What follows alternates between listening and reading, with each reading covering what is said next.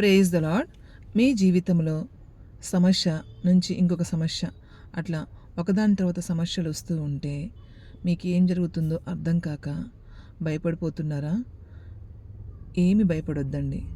బైబిల్లో ఏం రాయబడిందంటే, కీర్తన 94:19 ఏం రాయబడిందంటే, మన సమస్యలు హెచ్చైనప్పుడు దేవుడి యొక్క ఆదరణ మనకి ఉంటుందన్నమాట.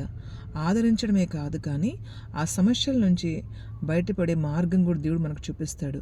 అయితే మనం చేయాల్సింది ఏంటంటే, దేవుని సన్నిధిలో స్థిరముగా ప్రార్థన చేస్తూ ఆయన ఇచ్చిన వాగ్దానాన్ని ధ్యానించుకుంటూ ఆయన స్తుతిస్తూ ఉన్నప్పుడు ఆ సమస్య అనేది ఎలా అంటే, వాక్యంలో ఇంకొక మాట కూడా రాయబడి ఉంటుంది, పర్వతాలు కూడా దేవుడి సన్నిధిలో మైనం వలె కరిగిపోతాయి అన్నమాట.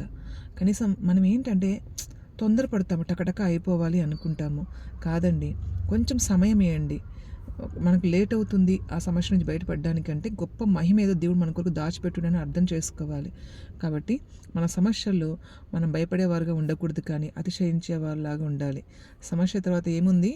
ఆశీర్వాదం ఉంది. కాబట్టి ఆశీర్వాదాన్ని గుర్తు చేసుకొని సంతోషపడే వ్యక్తుల్లాగా మనం ఉండాలని దేవుడు కోరుకుంటున్నాడు. అలా ఉందామా? Praise the lord.